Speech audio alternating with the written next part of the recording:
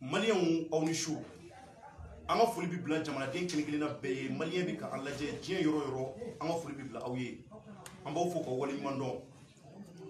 ka fo aw ye jamanaden fefe be ni olu tekulero wati na bololo damado be ulu nale do ni nga se kana korofodi docteur Umar Marikoma modo mdu ka dugulete jamanaden na beba do an nalen do ka sababu ke kunafunu nyini ni ko munna temena ni wati damado na sidewo mo ko la nyini munye ya ira jamanaden na wala nyinu sababu la bora ka ye fen jamamba kono kunafundira munu nolu nale do akene ka nyanyini ka docteur Umar Marikoma kuma kaunta ka chari jien fata ani nani fe oye ouverture média bu ola ko fe gandi malien ali bi ola actuel média ali bi ala ko fe kati 24 o fana bi akoy ngono anya ka fo sadi mo fana ka sur le communication o fana bala ani docteur Umar Mariko ko nana mina karnyona bi malien amina fenjama tempo ala ka se ka wala anye nga kuma damine am se ka fuli ke fuli ko fe am kuma dama ka se ka wala li damado ke nazara kana folo o ko fe am temeni tudungai donc vidéo aya partager ayu bla yorobe sabula kuma munu na bina boya barka kuma du kuma na fama du mumba to jamana dembe ka se ka fanyari so ko la docteur Umar Mariko assalamu alaikum somo ko be ba o jamana du nyeba na danse o kuna fundila be sira ya wala saka siki akila ta do sedo mo bora ka la jemu ke ko sayna o ye décision chamanta donc o fuligando bi buru folo ka nyeshi jamana du ma so ni ga fuligan la se jamana du ma mi blan tashibla adaka mo chama sana ko non wa shay madame je karo ni se sanche malon kon kara kabre konsiga forçatu ni force spéciale ni kangochi malon ko forotola kamiri blanin tashibla ka se malien fin sarani wati kon non mo mun banana fana kanu ga dakoli la kala rasma bamgatori ka tega kan ka fo usara faso komina an fana zabla de an fana kale kanedo ata go faso ko abe sanyela elan so an bulu nala sonama wasa kulu sumo nyaji che ka kla ka osiri sunungu ka ubarka usara ka kardine donc la mo furi la se jamana dum mala jelema ka fo genala sonama wana ngali fa fete muna ntena asike kuma yi kuma dabrile ni kuma mi banga kalechen ndo so fo chola nga ayi ni ngali ke fa fa malion ka kuna sirkuyi afoko nyuma afoko jugu ne sigilembe ka ko d'accord o jaranye bon bi malien won nyabila me yana ngado tudunkana parce que bi ami fenga ko chamandon ira kilata ani M5RP reka la ni to konana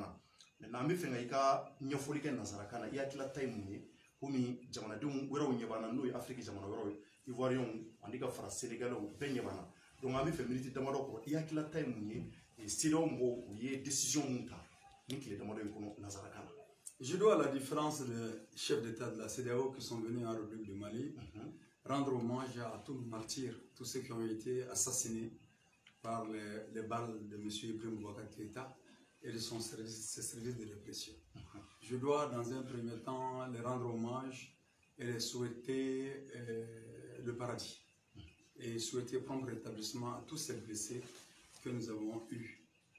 au cours de ce combat patriotique qui est loin d'être terminé, mais qui pourra s'achever le plus rapidement possible dès lors que la conscience continue à s'aiguiser. Et les chefs d'État de la CEDEAO sont arrivés ici, au Mali. Ce n'est pas la première fois que la CEDEAO vient.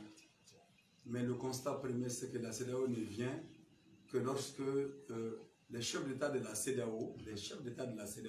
qui ne sont pas la CEDEAO, viennent à chaque fois que leurs collègues, M. Ibrahim Boubacar Keïta ou d'autres, sont en difficulté. La CEDEAO a foulé le sol malien en 2012, après l'insurrection militaire contre le régime de Amadou Toumani Touré. En 2012, la CEDEAO est venue demander à Amadou Toumani Touré de démissionner. Il a démissionné, il a remis sa démission et la CEDEAO a porté ça devant les autorités nouvelles qui venaient d'être constituées. La CEDEAO est arrivée ici en 2000, les chefs d'État de la CEDEAO, sur cette foulée en 2012, se sont permis de sanctionner le peuple malien, notamment en imposant au Mali l'embargo surtout l'embargo économique et l'embargo sur les armes. À l'époque, j'ai qualifié cette attitude dynamique de la part des chefs d'État de la CEDEAO. La CEDEAO est arrivée ici, les chefs d'État de la CEDEAO ont envoyé des émissaires ici en 2018, lorsqu'il y avait un bouillonnement intense des Maliens contre la loi électorale et contre surtout le fichier électoral, parce qu'on était convaincu qu'il y aurait des élections catastrophiques en République du Mali, des élections présidentielles. La CEDEAO était donc arrivée, encore une fois, ce jour-là, avec le seul objectif que les élections présidentielles s'y tiennent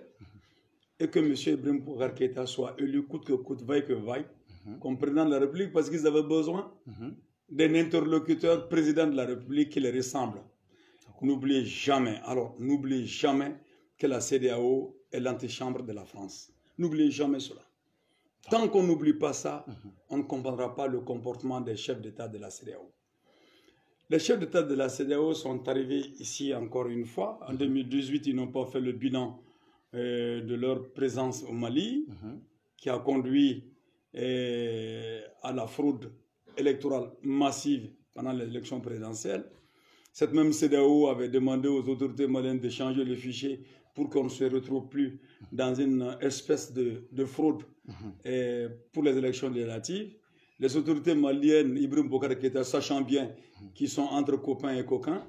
s'est permis de faire les élections législatives sans tenir compte des recommandations de la CEDEAO. Alors, une autre crise électorale a éclaté, et de cette crise électorale, et les Maliens qui avaient espoir que cette fois-ci il y aurait un changement par eux-mêmes dans les urnes et que ce changement allait propulser à l'avant-scène ces enfants les plus méritants comme présidents, comme députés à l'Assemblée nationale, pour que la gouvernance change, pour que l'école soit, que la santé soit, que la paix revienne dans les différentes régions et qu'il y ait une discussion franche et honnête entre Maliens du nord, du sud, de l'est et de l'ouest. Les Maliens ont été désabusés. Ils ont été désabusés de voir que M. Ibrahim Boubacar Keïta n'avait qu'une seule vision, celle, coûte que coûte, va que vaille, de faire passer les réformes institutionnelles, des réformes institutionnelles et constitutionnelles qui doivent consacrer la partition de la République du Mali, l'affaiblissement total de l'État national et la liquidation de la nation malienne. Alors, quand le peuple malien désabusé s'est levé partout à protester, les voilà encore avec leurs gros sabots, les grosses bottes, qui viennent au Mali, c'est monsieur le président de la CEDEAO, pour ensuite venir par délégation par délégation, d'abord leurs ministres qui ont violé tous les protocoles en matière de médiation à la matière. Ensuite, ils envoient un ancien chef d'État dont l'écart de gestion est connu au Nigeria, Jonathan Goodluck, qui doit même passer devant la barre pour justifier des écarts, des détournements d'argent. Il nous envoie ce monsieur qui vient et qui donne des recommandations. Ces recommandations, maintenant, les présidents viennent pour tout couronner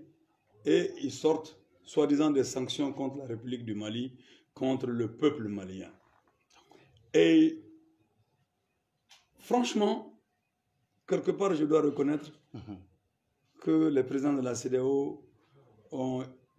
appris un tout petit peu de la leçon que le parti Sadi leur a donnée en 2012. Quelle leçon? En 2012, le parti Sadi a porté plainte contre les chefs d'État de la CEDEAO qui ont outrepassé les missions de la CEDEAO, qui ont outrepassé les dispositions du protocole additionnel sur la gouvernance et la gestion des conflits. Ils l'ont outrepassé en imposant au Mali un embargo. Ça n'existe dans aucun dispositif de sanction de la CEDEAO. Aucun dispositif de sanction de la CEDEAO. Donc vous voulez dire que la CEDEAO ne peut pas nous imposer... La CEDEAO ne peut imposer d'embargo à personne, même les mesures qu'ils ont prises, on va en parler. Ce n'est pas du ressort de la CEDEAO, cela. Donc la CEDEAO a été, les chefs d'État de la CEDEAO, le même Alassane Dramane Ouattara, a été a fait l'objet d'une plainte du parti Sadi à Abuja pour abus de pouvoir. Et le même Alassane Dramane Ouattara a subi le courroux des Maliens de Côte d'Ivoire qui ont cassé les frontières, parce qu'Alassane avait fermé les frontières aux Maliens. Et ce sont les transporteurs maliens, les commerçants maliens, et aussi les dozos dont il s'est servi pour prendre le pouvoir, qui se sont révoltés et qui ont levé l'embargo de fait. Et la plainte du parti Sadi est venue couronner tout le reste, et Alassane s'est permis d'envoyer une note à la CEDEAO, au juge de la CEDEAO, pour dire que l'embargo est levé, pour aussi dire que les élections vont se faire en République du Mali en fixant des dates, ce qui rendait pratiquement caduque la plainte du parti Sadi. Cette fois-ci, les présidents de la CEDEAO sont arrivés, ils ont oublié l'embargo. Déjà bien, pas mal. C'est le fruit de la résistance d'une partie du peuple malien. Et je dois rendre hommage ici à nos avocats, à Maître Zadi, qui est un Ivoirien, qui vit en Afrique du Sud et entre l'Afrique du Sud et la France, qui par panafricanisme est venu épauler Maître Mariam Diawara pour que la plainte aboutisse à la CEDEAO. Alors, donc, ensuite, je dois rendre hommage à tous ces juges de la CEDEAO, ce jour-là, qui nous ont dit, si vous avez tort, vous avez raison. Si vous avez raison, ce n'est que votre mérite. Parce que pour la première fois dans l'histoire de la CEDEAO, voilà des citoyens, à travers un parti politique, qui portent plainte contre les chefs d'État de la CEDEAO. Ce qui explique en fait que la CEDEAO n'appartient pas en fait aux chefs d'État. La CEDEAO appartient au peuple africain. Maintenant, quand un pays ne se sent pas dans la CEDEAO, il a la liberté de s'en aller. Aujourd'hui, donc, la CEDEAO est arrivée ici, les présidents de la CEDEAO sont arrivés ici, et voilà qu'est-ce qu'ils ont arrêté comme dispositif. Ces messieurs disent, nous nous plaignons d'Ibrahim Boubacar Keïta pour avoir violé la Constitution, et eux, ils viennent encore violer la Constitution avec un ton péremptoire, et un ton péremptoire qui frise pratiquement le fascisme à nos portes. Les présidents de la CEDEAO, qu'est-ce qu'ils disent de façon péremptoire? Qu'immédiatement, les 31 députés mis en cause, et dont les résultats ont fait l'objet de beaucoup de bruit au niveau de la Cour constitutionnelle, que ceci démissionne. On est où là? On est où? Depuis quand des chefs d'État peuvent venir dans un pays souverain, indépendant, pour dire que les députés qui ont été installés de façon légale, même s'ils n'ont pas de légitimité, des députés mis sur place, installés de façon légale, que ces députés quittent leur fauteuil. Comble de malheur pour le Mali, comble de honte pour le Mali, d'avoir eu un homme, un dirigeant comme M. Ibrahim Boubacar Keïta. C'est toute honte but pour notre peuple. Docteur, et si on refuse de respecter les décisions de la CEDEAO, la CEDEAO ne peut pas prendre des sanctions contre... Quelles sanctions ils peuvent prendre? Ils ne peuvent absolument rien prendre d'ailleurs. C'est le moment pour moi ici de lancer un appel à tous les dignes fils de ce pays, du Mali, qui sont des avocats, qui sont des connaisseurs de droit, qu'ensemble nous portions plainte contre les chefs d'État de la CEDEAO devant les juridictions de la CEDEAO pour violation de la Constitution de la République du Mali. Ayons au moins ce sursaut d'orgueil, ce sursaut patriotique pour démontrer aux chefs d'État que le Mali est un pays, un grand pays,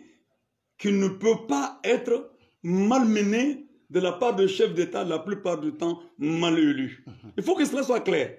Et que le Mali offre à toute l'Afrique cette résistance aux néocolonialistes, aux chefs d'État néocolonialistes, que le président Modibo Keïta, Koufat Boigny, dans leur élan de lutte contre la colonisation, ont créé sur les rives du fleuve Niger le Rassemblement démocratique africain contre la colonisation. Aujourd'hui, nous devons, à partir du Mali, créer un vent de libération nationale contre nos dirigeants,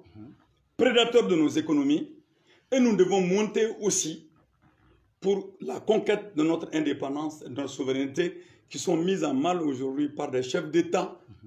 de la CEDEAO et qui passe par la violation systématique de tous les droits.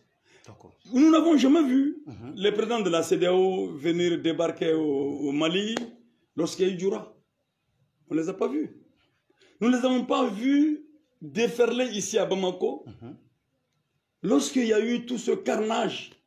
au centre du Mali. Des villages endogons entiers sont brûlés. Des villages peuls sont liquidés, décimés. Où sont les chefs d'État de la CEDEAO? Ils ont plus de 20 000 combattants ici, en République du Mali, pour combattre 3 à 5 000 terroristes soi-disant.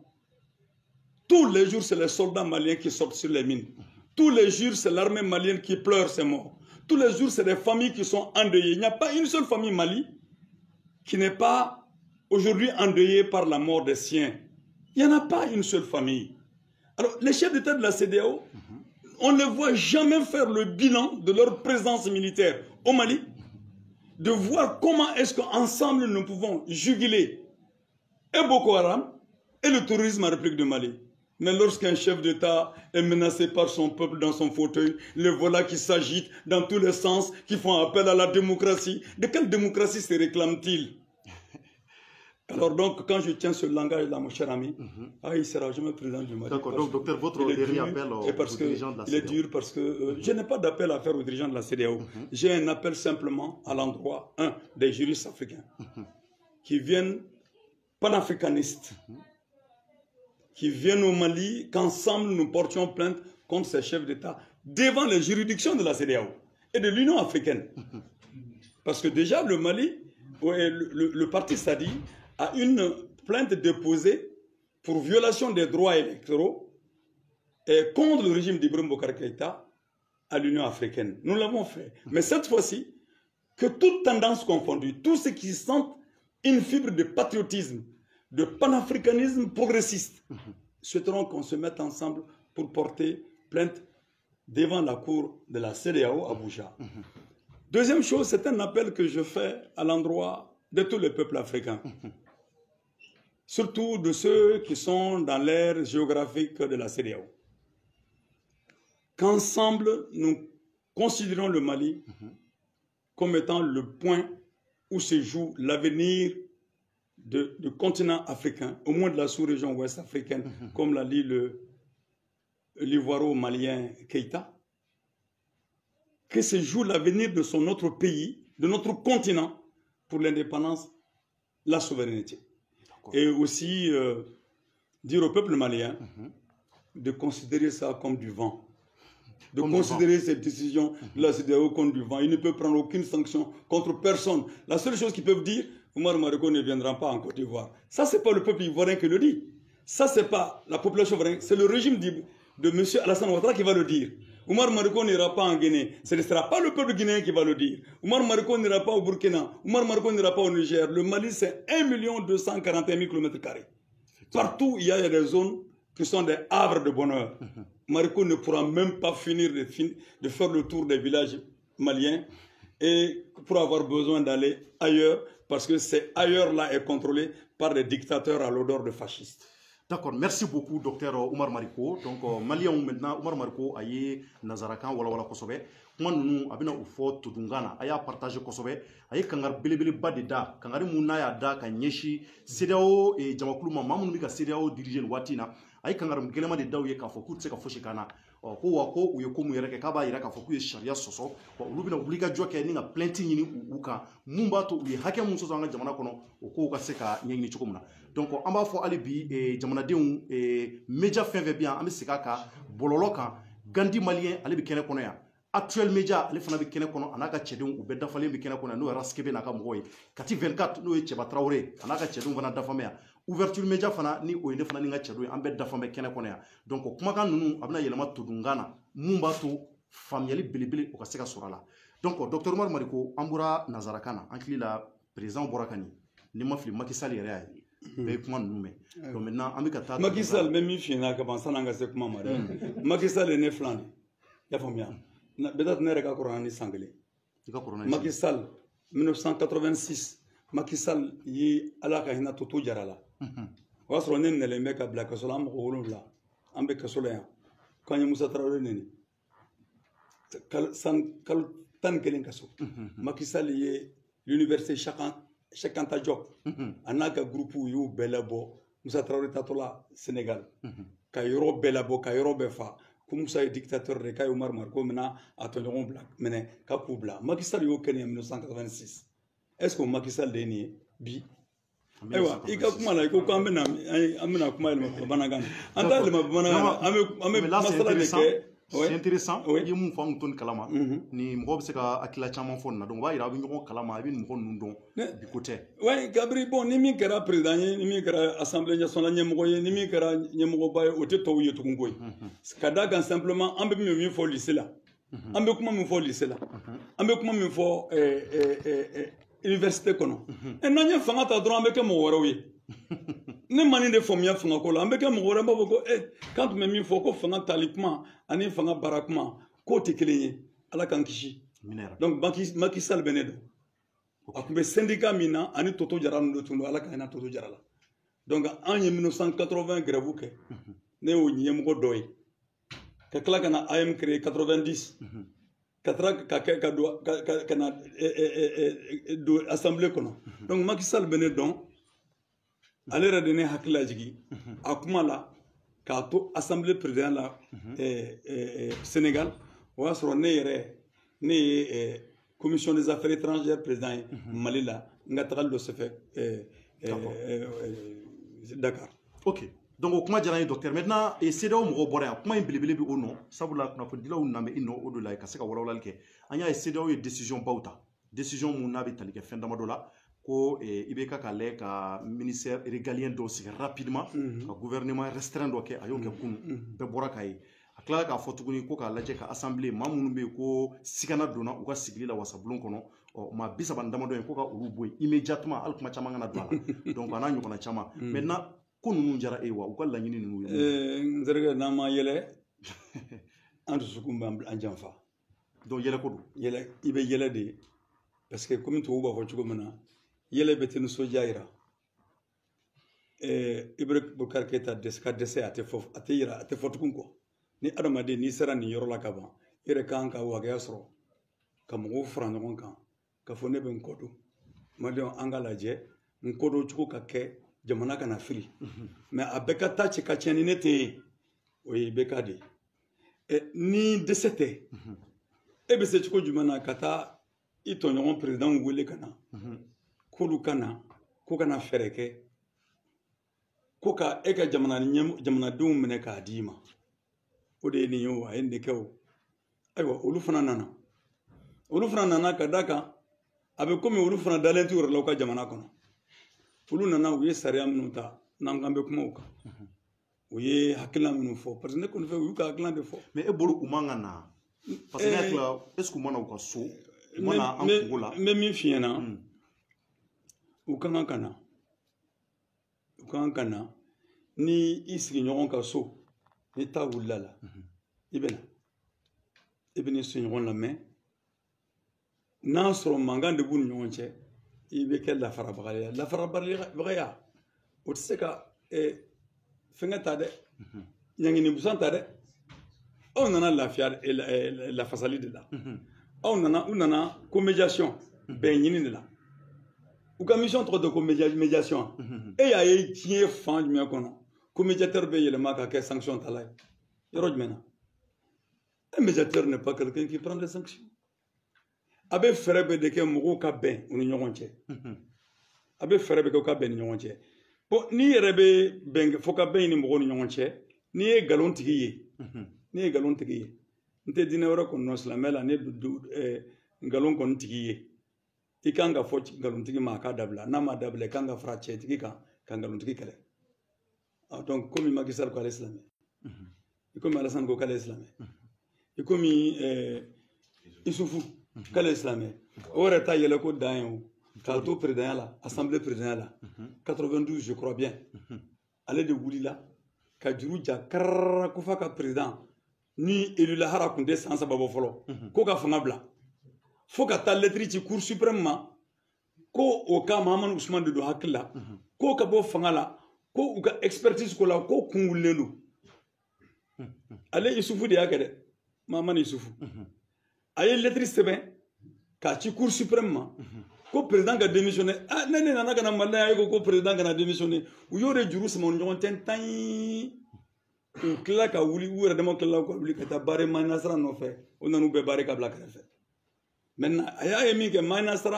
y'u bɛɛ wuli ka bɔ yen min kɛ u nana ka na mun wɛrɛ kɛ tugun u nana ka na don o juguya la ka taa fɛɛrɛ ɲini ka taa Wankɛ wele ka na Wankɛ ka na Mayina faga bɛɛ lajɛlen ɲɛna Isufu b'o kalama olu tɛ se ka démocratie kalan ne ye u tɛ se ka CEDEAO fɔ anw ɲɛna u tɛ se ka révolution fɔ an ɲɛna u tɛ se ka foyi fɔ an ɲɛna olu kɔni u y'u sago sɔrɔ u ka jamanaw la o tuma u sago min b'u ka jamanaw la f'u k'u sago yɛlɛma ka taa jamana bɛɛ lajɛlen na walasa k'olu ka kɔfila se ka minɛ donc maintenant CEDEAO nana président nana CEDEAO tɛ dɛ président nana mais u CEDEAO la CEDEAO président nana ne yɛrɛ bɛ CEDEAO la e bɛ CEDEAO la tant que Mali b'a la an bɛɛ bɛ CEDEAO la bon sɛbɛn minnu fana dilanna CEDEAO tɔgɔ ye mun ye ko communauté des états communauté économique des états d'Afrique de l'Ouest communauté économique bon a bɛ kɛra de wasa an ka sɔrɔw ka don ɲɔgɔn na an ka mɔgɔw ka se ka tagama ka don ɲɔgɔn na ni gɛlɛya t'a kɔnɔna na an ka nafasɔrɔ siraw ka yaala ni ɲɔgɔn cɛ an ka nafasɔrɔ siraw tɔpɔtɔ k'a ɲɛsin jamanabaw ma fɔlɔ u tora o de kɔnɔna na u nana ka na ye ko coup d'État bɛ ka caya an ka zone kɔnɔ a démocratie sɔsɔ bɛ ka caya an ka zone kɔnɔ fɛn fila de bɛ yen coup d'État ani démocratie baara kɛbaliya ko tuma k'o fila dɛ k'an k'o da ɲɔgɔn na an k'o bɛɛ kɔnɔ tɛ an ka farafinna an tɛna se ka wuli filenkolon mana ci galama la dɔ bɛ wuli ka coup d'État kɛ k'an k'o dabila ko min fana mana sigi fanga la ko bɛ sariya bɛɛ sɔsɔ démocratie ko k'a kɛ cogo cogo o b'a sɔsɔ ko tuma mɔgɔ min bɛ coup d'État kɛ o a bɛ CEDEAO minɛn kɔnɔ dɛ a b'u ka sɛbɛn kɔnɔ mɔgɔ min bɛ coup d'État kɛ o ani mɔgɔ min bɛ i ban ka bɔ fanga la ka élection suɲɛ ka élection namara ka tila ka mara ko juguya k'i ka jamana kɔnɔ ko ni coup d'État kɛla bɛɛ ye kelen ye u y'a fɔ o de ma ko protocole additionnel u y'o protocole additionnel de bɔ ko ninnu bɛɛ kan ka ɲini u y'a fɔ fana u ka sɛbɛn kɔnɔ u ko ni fanga wulila jamana dɔ kɔnɔ coup d'État ka kɛ sisan ni coup d'État kɛra jamana dɔ kɔnɔ ko CEDEAO kan ka mun kɛ CEDEAO kan ka fɔ k'a fɔ a da la k'ale ma jɛn ni coup d'État ye ko parce que ko nin tɛ a t'a fɔ k'a ma jɛn n'a ye a b'a fɔ de ko nin tɛ fanga yɛlɛmali cogoya ye démocratie de kan ka fanga yɛlɛma donc ko n'a y'o fɔ ayiwa ni jamana ka mɔgɔ minnu bɛ baara la CEDEAO kɔnɔna na CEDEAO b'a fɔ ko bɛɛ ka bɔ bɛɛ ka bɔ donc u bɛ bɔ i ka jamanaden minnu tun bɛ yen olu ka saraw bɛ tigɛ olu bɛ bɔ baara la olu bɛ suspendre u ka baara kɔnɔna na fɔlɔ donc olu bɔ CEDEAO la voilà olu bɛ bɔ u ka baara cakɛyɔrɔ la u bɛ suspendu bon donc u ka baara bɛ dulon ko filanan ye mun ye ko CEDEAO fana b'a fɔ jamana ɲɛna bon e kɔni i bɛ continuer i bɛ taga ni e ka cotisation sarali ye i b'olu sara CEDEAO ye maintenant sisan CEDEAO bɛna lajɛ n'a bɛ mɔgɔ dɔ bila ka n'i kɛrɛfɛ k'i ni hakili yira ɲɔgɔn na k'i ka jamana ɲɛmɔgɔ kuraw ni hakili yira ɲɔgɔn na walasa jamana ka sigi démocratie minɛn kɔnɔ a bɛɛ filɛ nin ye min bɛ CEDEAO minɛn kɔnɔ maintenant sisan o min kɛra CEDEAO kɛlen bɛ ka Mali yɛrɛ de kɛ fɛn sugu dɔ ye mais nin bɔra maliyɛn wɛrɛ la dɛ cogo di nin bɔra maliyɛn dɔw wɛrɛ la 2012 kɛra yan sɔrɔsiw girinna ka wuli u girinna ka wuli min kɛ n ko maliyɛn dɔw de sɔrɔla ka taa président de CEDEAO nɔfɛ ko n teri ye nin ye n teri ye nin ye u tor'u ka teriya ko de la ka président CEDEAO wele ka na n'a ye CEDEAO président wele ka na u nana min kɛ dɔrɔn u ye mun kɛ u nana u sinna ka taa ATT kama o de la n b'a fɔ Mali politiciens ɲɛna ka tɛmɛ caman tun b'a fɔ n bɛ ATT ko n bɛ ATT ko n bɛ sa nɔfɛ n bɛ sa nɔfɛ ATT yɛrɛ bɔra a kalama k'a bɛɛ ye fu de ye ne y'a fɔ a waati la n ko ne tun b'a kɔ ne tun tɛ fila fɔ ne tun t'a fɔ ne kuma k'a tɛ démissionner n'a bɛ to a nɔ la donc u taara ko i bɛ ATT ka démissionner a y'a ka démission kɛ k'a d'u ma CEDEAO y'o kɛ Mali kɔnɔ yan an man kan k'o kɛ mais n'i ye dɛnɛn basa tɛmɛ n'i ye dɛnɛn na a pɛrɛnna de o bɔra maliyɛn dɔw de la an ka tɛmɛ o kan parce que o caman bɛ yen bi u y'u bolo sigi o kɔ wa o y'o baara minnu k'an ka jamana kɔnɔ anw de wulila ka taa plainte kɛ CEDEAO kan parce que a ye embargo kɛ e ko k'i bɛna Mali min jamana min dɛmɛ o jamana kɛlen bɛ ka maramafɛnw ɲini ka na k'u bɛ taa kɛlɛ kɛ minnu kɛra komi jugu Mali jugu i y'a fɔ waati la cogo min na parce que ne ka hakilina to fana ye donc o taara ka taa maramafɛn minnu nana ka na di armée malienne ma a y'o bloqué a y'o ko embargo k'o kan ko sɔrɔ kana don jamana kɔnɔ a ye embargo ko fana kan o tuma aw bɛ maliyɛn su de nɔfɛ wa aw bɛ maliyɛnw ɲɛnama de nɔfɛ est ce que an jɛra o de kan CEDEAO kɔnɔna na ka fɔ jamanadenw ka to ka kasi ka kule sɔn a y'a lajɛ a ye CEDEAO ka présidentw lajɛ don jumɛn na i ye CEDEAO président ninnu sigilen ɲɔgɔn kan k'a fɔ an ka mobiliba bolila minnu bɛ yanni Sénégal cɛ yanni Lomé cɛ yanni yɔrɔ nin cɛ k'a fɔ ko gɛlɛya b'u kan u ka polisiw ni président ninnu ka polisiw parce que ni fanga yɛlɛma farafinna polisiw bɛ sira wɛrɛ ta a n'a douaniers a n'a gendarmes frontière la maɲumako tɛ u tɛ min da an ka jagokɛlaw kan u bɛɛ b'a kɛ u bɛ mɔgɔw bolo wɔgɔmɛ fo ka taa se u ka wari laban ma carte d'identité bɛ date la a tɛ kisi délit tɛ kisi foyi tɛ kisi u bɛ tile k'an ka mobiliba bolilaw an ka olu yɛrɛ bɛ minɛ ka bila kaso la a caman bɛ Dakar prison kɔnɔ yen CEDEAO delila ka sigi jumɛn k'a fɔ ko an ka farafindenw an ka jamanadenw an ka ko bɛ kɛ u ka tɔɲɔli dabila an k'u tɔɲɔli dabila o dun b'u ka déclaration kɔnɔ droit de l'humain donc CEDEAO m'o kɛ o y'a ka baara normal ye docteur kuma tɛ ka tɛ e bolo nafa tɛ CEDEAO la wa an bɛ CEDEAO mun kɔnɔ nafa foyi tɛ CEDEAO in kɔnɔ nafa de foyi tɛ CEDEAO in na parce que CEDEAO in kɛlen min ye o kana bɔ i hakili la dɛ o kana bɔ mɔgɔ si hakili la CEDEAO in ye Faransi ka bolokɔnɔfɛn de y'a bɔ Faransi ka bolokɔnɔfɛn de don jamana dama bɛ yen min bɛ firifiri minnu bɛ firifiri parce que an tɛ se k'a fɔ ko bɛɛ don jamana dama dɔw bɛ yen minnu bɛ firifiri parce que olu ye ɲɛmɔgɔ sɔrɔ minnu jan b'u ka jamana la o ye Nigéria jamana ɲɛmɔgɔ ye Buhari Mahamudu Buhari bon ani Nana Ghana n'a bɔra olu fila la minnu bɛ firifiri CEDEAO bolo Faransi bolo ka firifiri ka fɔ an ka ɲɛsin an ka jamanadenw ma ne ɲɛ t'a a tɔ ka dɔgɔ dɛ mais a ma fɔ k'a hakilila fɔlɔ bɔra ko Mali yɛrɛ de la k'u bɛɛ sigira Mali de kɔnɔ yan CEDEAO hakililaw ouais CEDEAO hakiliw sigira Mali de kɔnɔ yan kɛ n ko de y'a to a kɛra Mali ye min kɛ i b'a dɔn ka ɲɛgɛnɛ kɛ banba k'i ta o ji la o de ye Mali ta ye bi ka den wolo u ka tila ka na fɔ k'ale de ba a sago k'e la k'ale ye wolo ni den tɛ dangaden ye fa fasanen don o fɛn fila dɔ don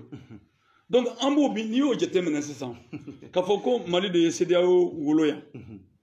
mais Mali fana tɛ se ka kɛ jamana ye kuma dɔw bɛ n'a fɔra a bɛ kɛ komi n'a sɔrɔ i tɛ panafricaniste o tɛ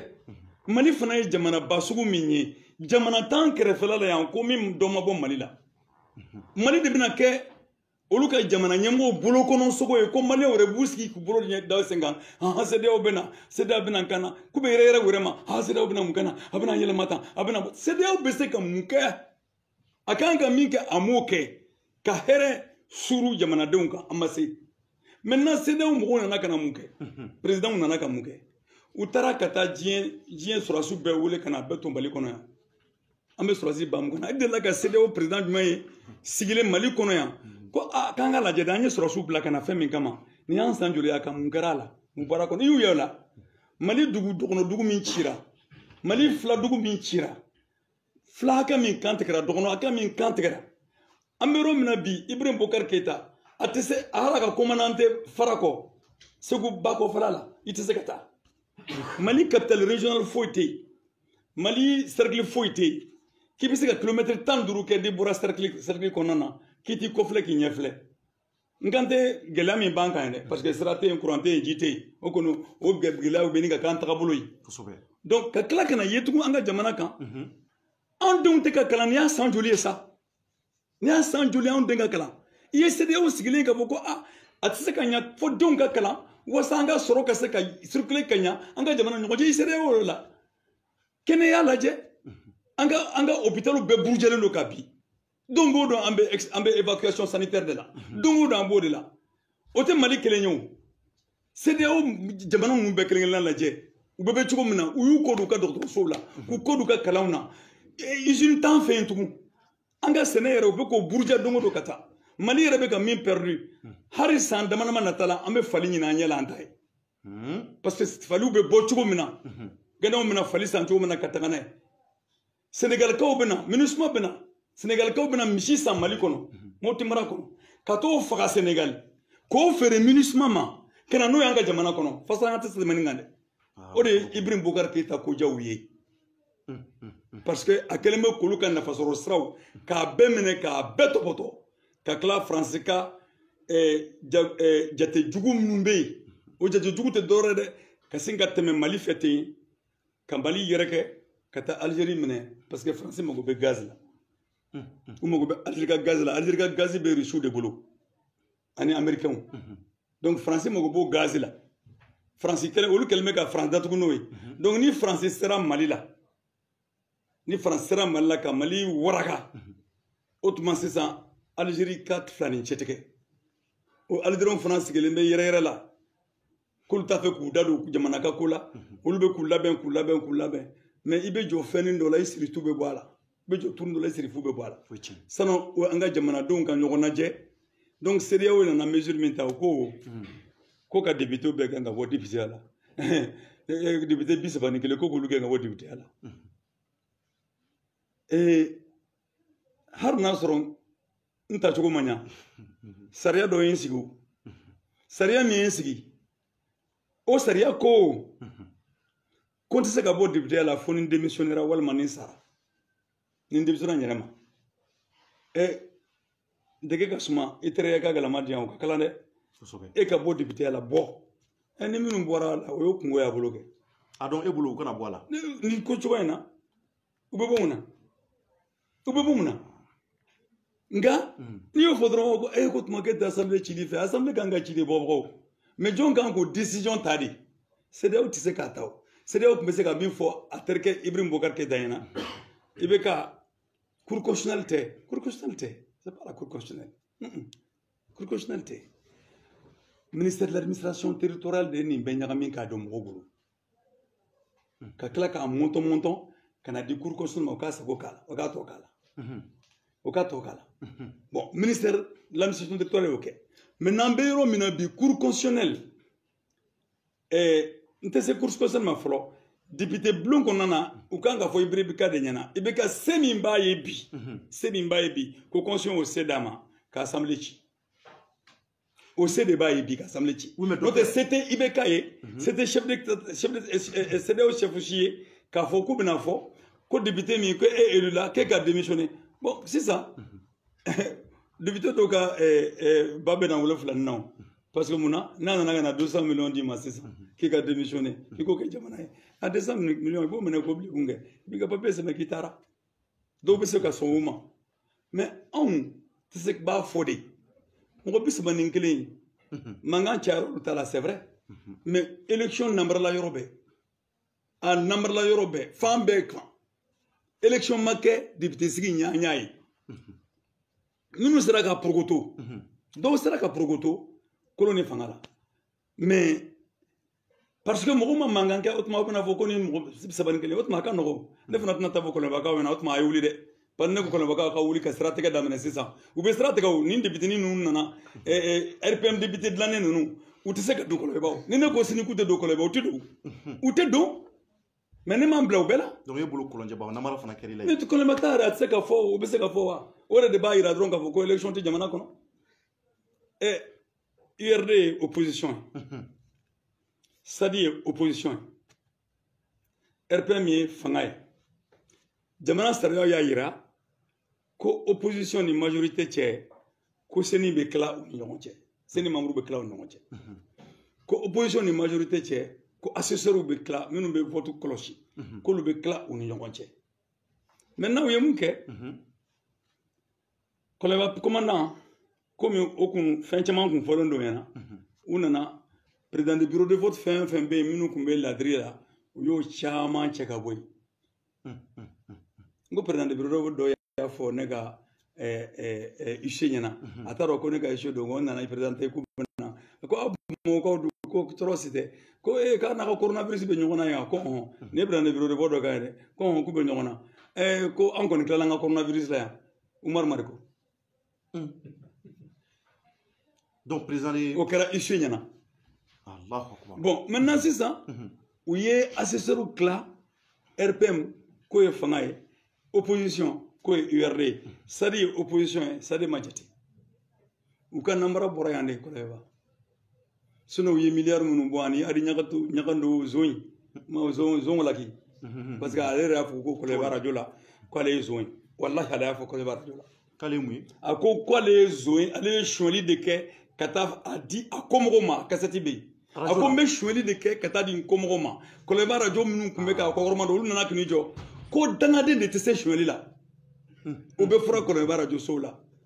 président du tribunal bɛ yen u ma sɛgɛ fili la ko dangaden ko de tɛ se suɲɛli la a yɛrɛ da de ko ten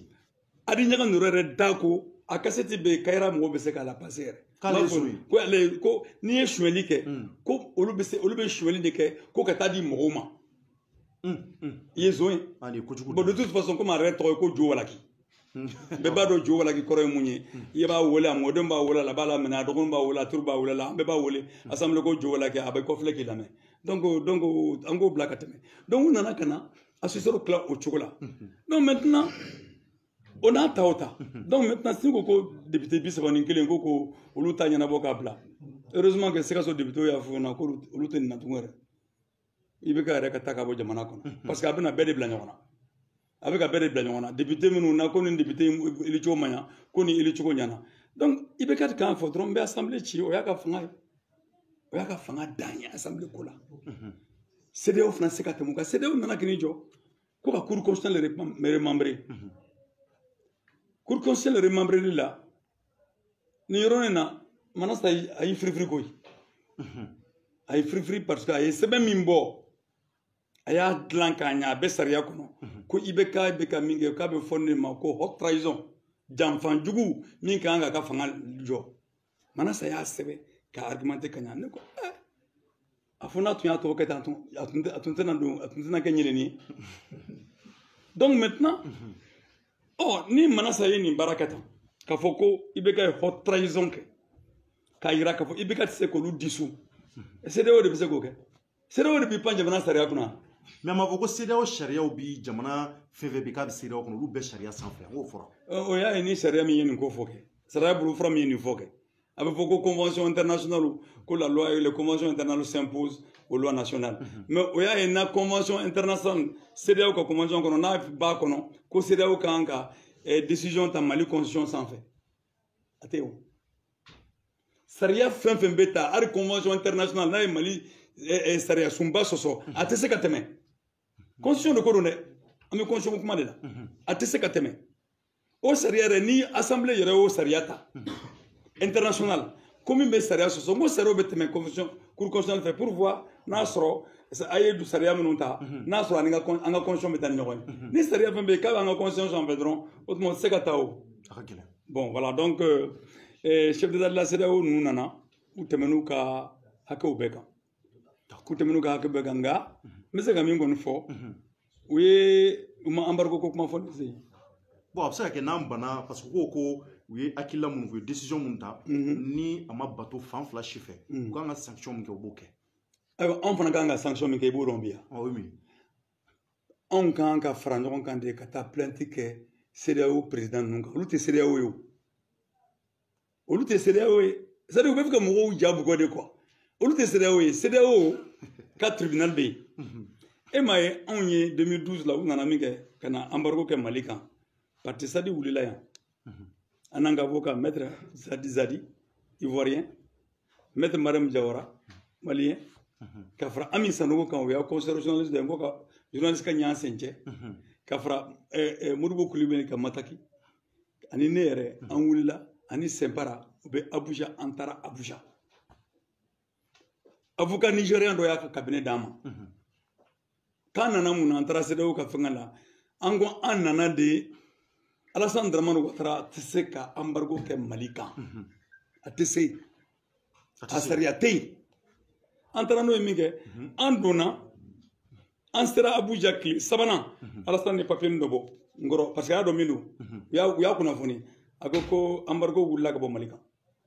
a tila k'a fɔ tugun ko élection bɛna kɛ ka date fu dɔ sɛbɛn k'a sɔrɔ hali maliyɛnw tun t'o date dɔw kalama ka date fu dɔ sɛbɛn k'a fɔ ko bon ko sisan ko élection bɛna kɛ nin date in na donc CEDEAO mɔgɔw nana an y'an ka débat kɛ baara la maître Mariam de kumana an tilala min kɛ juge min tun bɛ yan sisan a y'an wele ne ni maître Mariam k'an ka na an taara a ka bureau kɔnɔ a k'a ye koba de kɛ o y'a sɔrɔ sanni ale k'an wele avocat béninois ni togolais minnu tun bɛ yen u y'u panpan kun nɔrɔ an na de a ko a ye mɔnɛ bɔ farafinna la ko parce que an ka président ninnu hakili la k'olu kan ka ko bɛɛ de k'anw na ko nin y'a siɲɛ fɔlɔ ye olu fana y'o fɔ mais an tagara min kɛ président tribunal ko n'aw gagnana procès na a ɲanabɔra a ka kan n'a ye nka n'aw perdira aw de gagnana ko nin y'a siɲɛ fɔlɔ ye parti ka wuli farafinna ka n'a yira présidentw na k'olu tɛ se ka sariya sɔsɔ ko fɛn tɛ f'u ma donc an y'o kɛ o waati la donc o la embargo bɔra Mali kan mais o tilatug'u ka na kiiri jaabi nana kalo damadama tɛmɛnen kɔfɛ ko wayi ko a tun tɛ ko kiiri tun t'a kun bɔ évidemment a t'a kun bɔ tugun ni sera embargo mana wuli an ma dommage intérêt ɲini u fɛ o embargo wulila élection bɛ kɛ donc an ma dommage intérêt ɲini u fɛ donc an gagnana donc o la sisan u ye nin baara min kɛ ne tan sani olu k'a fɔ ko bɛna embargo bɛ wuli u tɛ se d'abord u tɛ se ka citer est ce que a ye maître Tapo ni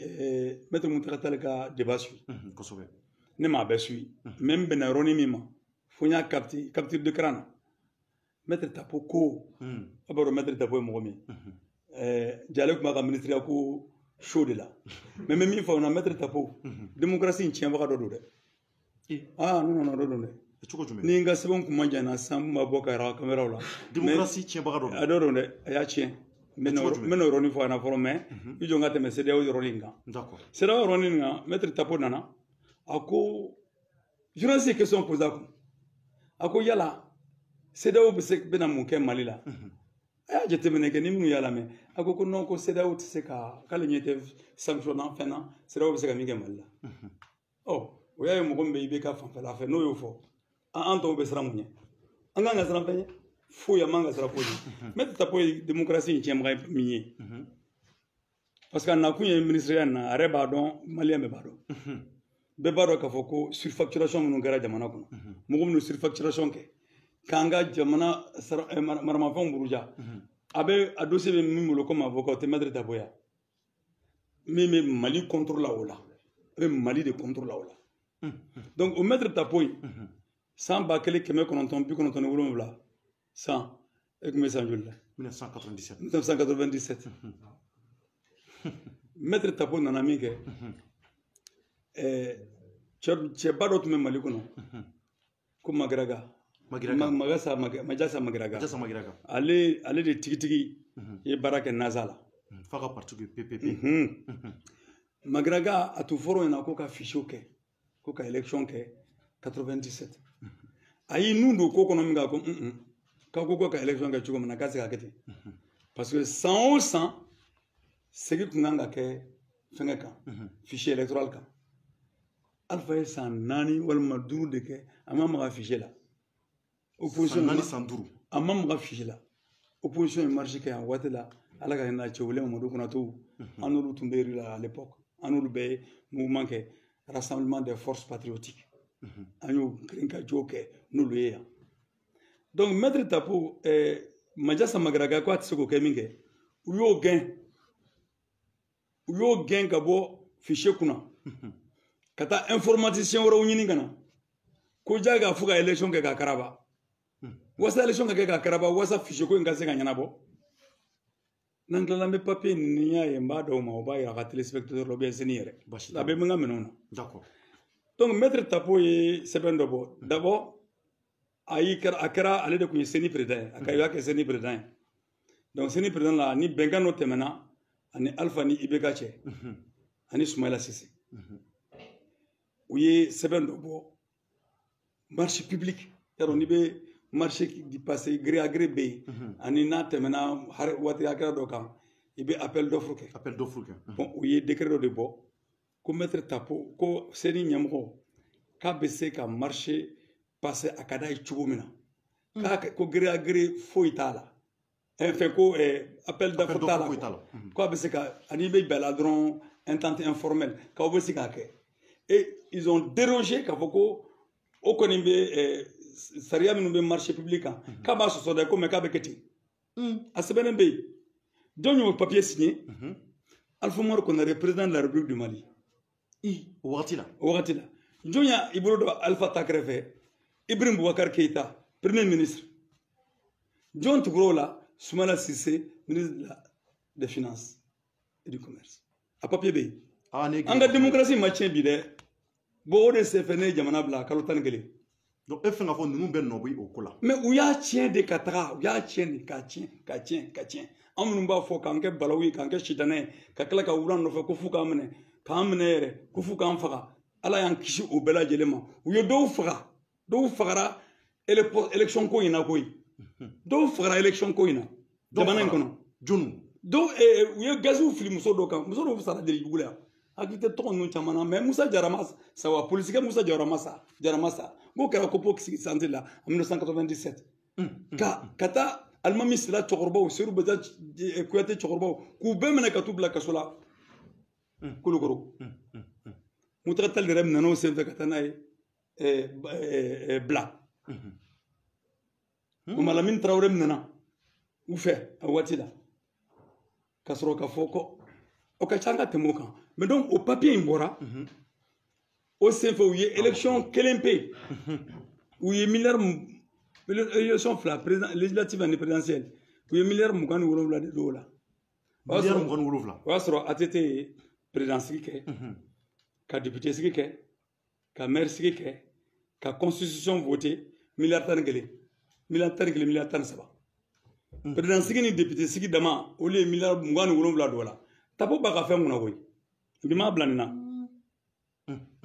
donc maître Tapo de ye nin kɛ nin waati in kɔnɔna na donc n'o maître Tapo yɛrɛ ko bi tiɲɛ bɛ bɔ nkalon da o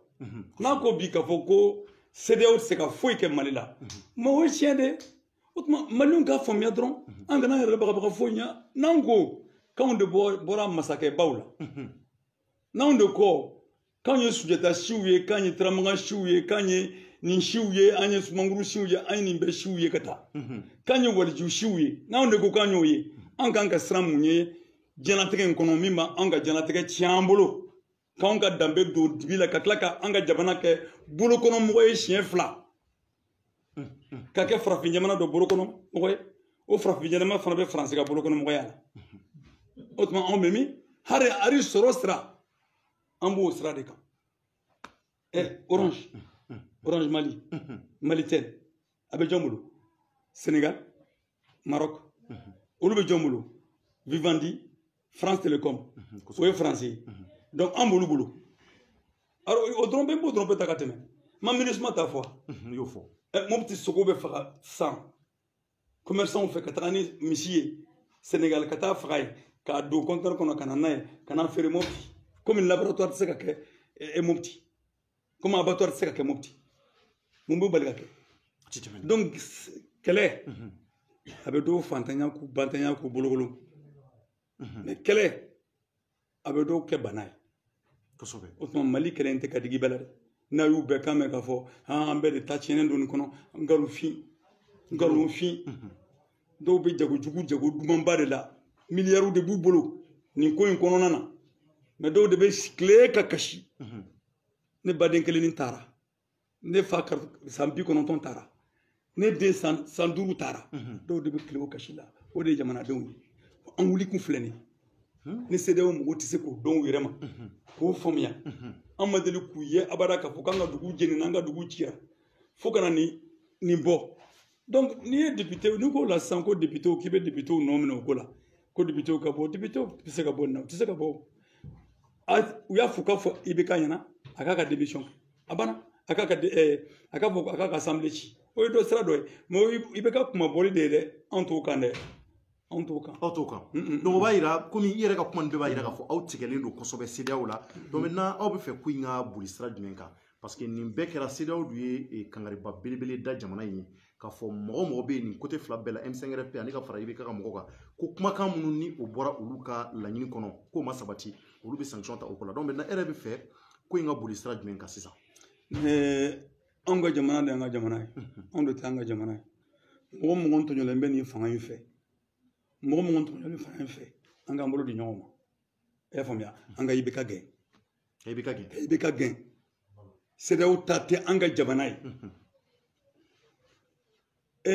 a b'a dɔn nin ko in faamuyana a ma Abulaye Kulubali général Abulaye Kulubali kumakan mɛn yan a ma papier dɔ bɔ wa ko ni sɔrɔdasi fɛn fɛn b'a fɛ ka taa nin kɛnɛ ninnu kan k'i ka tenue bila so a ma fɔ wa u b'a dɔn min b'a la k'i ka tenue bila so ko mɔgɔ minnu bɛ piqueya la k'olu ka t'u ka piqueya la o ye kosɛbɛ de ye sɔrɔsiw ka to ka piqué la minnu bɛ piqué la minnu tɛ piqué la olu sɛnɛkɛlaw baaramagalaw bololabaarakɛlaw an bɛɛ ka wuli ka fara ɲɔgɔn kan kunnasiri kelen de bɛ mɔgɔw la n'i bɛ ka tɛrɛ a tɔ tɛna na nɔɔni wa n'i bɛ ka kɛra a fɔ amadu kufa tɛna na ka na yɔrɔ bɛɛ minɛ wa n'i bɛ ka tɛrɛ a fɔ rébellion tɛna bɔ kidali ka na mali bɛɛ minɛ wa n'i bɛ ka tɛrɛ nin cogo la ni i bɛ ka balila ka sa dun ka fanyana kɛ o ka bɔ yen i bɛ ka kana sasa mɔgɔ t'o ɲini mɔgɔ da mɔgɔ fɛ jamana kɔnɔna na munna a tɛ fɔ ka fɔ ni ninnu ni comment on appelle ça ni i bɛ ka bɔra yen ko amadu kufa bɛ marifa bila munna o tɛ se ka jateminɛ ko tamasɛku b'a fɔ ko bɔn a ye n'an ka kuma rébellion ko ninnu ko k'an ka na kɛ tan n ka na kɛ tan n ko 2012 la ne taara ansardine kunbɛn ɲɛfunke a image bɛ yan ansardine mɔgɔw sigira ka kuma u ye kuma fila de fɔ an na u ko anw ma wuli dɔ wɛrɛ kama dɛ ATT ye min kɛ anw na kidali ka gamu bila anw na kidali mɔgɔ o mɔgɔ i b'a kan na n'a sɔrɔ an ka dulokinin kelen b'an kan na k'an k'an ka feere ka kɛlɛ kɛ an b'a kɛ maintenant que olu fila si tɛ se ka foyi kɛ bi an k'an ka badenya kɛlɛ ban mɛ aw y'a bila u kunna ko CEDEAO tɛna anw tamasɛku kama dɛ CEDEAO bɛna mali de kama parce que CEDEAO bɛ faransi tɛgɛ kɔnɔ CEDEAO bɛna a sago kɛ cɛ min y'a fɔ a photo bɛ n bolo a enregistrement b'an bolo comprenez a y'o fɔ ka taa siɲɛ fɔlɔ ka taa siɲɛ fila mɛ munna donc bɛɛ kelen bɛ k'a dɔn ko IBK min i taara yɔrɔ o yɔrɔ n'i ye sema mɔgɔw ɲininka u b'a fɔ ko IBK man ɲi k'a tɛ ka foyi kɛ n'i ye plateforme mɔgɔw ɲininka région du nord olu fana b'u ta fɔ n'i ye syndicat ɲininka olu yɛrɛ kulela sa ka woronto ka tila k'u sigi k'u bolo da u sen kan dɔgɔtɔrɔ ka syndicat olu ye grève ba kɛ mɔgɔw sara u tilala ka mun sɔrɔ école karamɔgɔw ka syndicat u ye grève ba kɛ kalan bɛɛ ɲagamina k'a bɛɛ fereke bon kɔsa in na de u nana article 39 kɛ o ma kɛ école karamɔgɔw yɛrɛ ka grève senfɛ dɛ o kɛra an ye bɔliba min kɛ i bɛ k'a ka fanga bila a fɔra tuma min na k'ale ka fanga bila a y'a bila a ye école karamɔgɔw ka article 39 bila ɔ n'a ye fanga bila siɲɛ kelen a tɔ bɛɛ tɛna ɲɛnabɔ a bɛɛ tɛna ɲɛnabɔ a mana pousser a bɛ fɛn dɔ bila mɔgɔw b'a ko alhamdulilayi n'a poussera a bɛ fɛn dɔ bila mɛ a tɔ nana kɛ mɔgɔ faga min ye tan sisan o de la an tɛ se ka foyi bila tugun n'ale yɛrɛ tɛ f'a ka taa de mɛ dɔgɔkun tɛmɛnen juma tɛmɛnen ala y'a kɛ ni Limamu Mahamudu Diko n'ale karila ɲɔgɔn na interview la n y'a ɲininka nin ko in na kosɛbɛ a ka walawala n ye parce que taali ko in an tɛ ka fɛn caman faamuya la Imamu ka kɔrɔfɔ la ale kɔni ka laɲini ye mun ye nin waati in na ale y'a fɔ k'a gɛlɛya ko IBK taali ko ka o kuma to yen ko laɲini ye mun ye Boubou Sise ka taa mun ye assemblée nationale ye n'o ye wasabulon ye u ka ci donc comme Imamu ye nin kuma fɔ an dun y'a k'a fɔ a bɛɛ faralen ɲɔgɔn kan kɛ jɛkulu ye e ko sisan ko laɲini y'a ka taa maintenant e ye mun faamuya o la hakilila jumɛn b'e la Mamadou Diko n'i y'a ɲininka a bɛ sɔn ka kuma wɛrɛ fɔ dɛ munna a fɔ ko munna n'i y'a ɲininka a bɛ sɔn ka kuma wɛrɛ fɔ min tɛ k'a fɔ ko IBK ka to yen munna n'i y'a ɲininka don jumɛn bi n'i y'a ɲininka bi a bɛ sɔn k'o dɔ wɛrɛ fɔ munna a b'a fɔ CEDEAO ko assemblée tɛ ci ko ka député 31 ka taa IBK ko k'a tɛ Boubou bila ko Boubou bɛ to a nɔ la Mamadou Diko ka ɲinini fɛn jumɛn tɛmɛna tiɲɛ yɛrɛ la donc a laban bɛ sɔn ka segin a kɔ de ka fɔ IBK ka kɛnɛ bila c'est à dire que bɛncogo tɛ IBK ta in na quoi parce que ne yɛrɛ ka jate la n b'a dɔn a kan ka kɛ cogo min na n b'a dɔn juges de bɛna an dɛmɛ a la wa dɔgɔtɔrɔ de bɛna an dɛmɛ a la wa an kan ka IBK expertise mentale de k'a la mais n bɛ kuma sɛbɛn de kan ka fɔ dɛ est ce que a n'a hakiliw bɛ ɲɔgɔn fɛ cogo di parce que ne y'a ta min fɛ ala ka hinɛ la ne ye Sara Samakɛ wele assemblée kɔnɔ sɔrɔsiw polisiw ka ko la ne nana ni papier dɔ ye n b'a dɔn ko contrôleur divisionnaire wa mun di ou bien commissaire divisionnaire bɛ yen maintenant mais contrôleur divisionnaire ma dala n'o bɛ yen polisiw ka grade la u taara ka taa polisikɛ dɔ k'o to ka ko contrôleur divisionnaire ka o signer signature nin tɛ IBK ka signature ne y'o yira bɛɛ la publiquement télé la n ko ayi n ko Sara i t'a sera fana ka i bɛ ka fana ka président fana ka signature ladegeya bon ni président ka signature tɛ a kun kan ka mun kɛ débat bannen kɔfɛ a b'a sɛgɛsɛgɛ a b'a bɔ yen mais o tigi tora o jɔyɔrɔ la yen o tila ka sɛbɛn wɛrɛ bɔ k'o corriger i bɛ ka signature i b'u fara fara ɲɔgɔn kan ka taa k'a da ɲɔgɔn na a si tɛ kelen ye a si tɛ kelen ye mais a bɛɛ ko i bɛ ka signature o tuma dɔ de b'a signer a place la wa a yɛrɛ de b'a signer i bɛ ka kuma min fɔ conférence la ni président tɔw ye ko Mamadou Diko bɛ ka mouvement kɛ islamique de créer ale hakili bɛ Mamadou Diko ka kɛlɛ la donc o yɔrɔnin o ye hakili ɲagami kuma de mais an bɛ se k'a fɔ comme politique mɔgɔ don an bɛ se ka kɛ a b'o dabɔ a kama ko di mais a tilala a y'o kuma min fɔ communiqué dɔ bɔra gouvernement yɔrɔ ko i bɛ ka man nin kuma fɔ bon est ce que a n'a hakili bɛ ɲɔgɔn fɛ o de ye ka ɲininkali ye o de ye ɲininkali ye ko bɛ taa ɲɔgɔn min na normalement sani sariyatigiw ka kɛ kumaba ninnu ye fɛnw ye u kan ka wuli de ka expertise mentale yɛrɛ kɛ i bɛ ka la fɔlɔ mais c'est vrai i komi Isufu Mahamani Niger président a ye min fɔ k'a to assemblée président la a ye sɛbɛnni min kɛ k'a fɔ ko ka expertise mentale k'a ka mɔgɔ la dɛ o ɲɔgɔnna de kan ka kɛ Ibrahim Boubacar Keïta la bi. D'accord, docteur, maintenant, on va se émission Baroma, mais il y a une question flabamolo. Oui, il faut les jumeler. Il y a une boîte qui na M5 RPR kono et kuma chama bi kake. Mo bébé qui t'a fo. Jeunesse assemblée baké conseil na ira bora kai. O muni a nyefe mo ye. Ira ka fo kuma chama bi kono na wula. Donc e bi se ka mun soro ka fo M5 kono na ni wati na e ka kila tay muni akula. Anga M5 ko nyefo folo mo ka famia doni parce que be komi mo tunno do M5 ko la. M5, mouvement du 5 juin,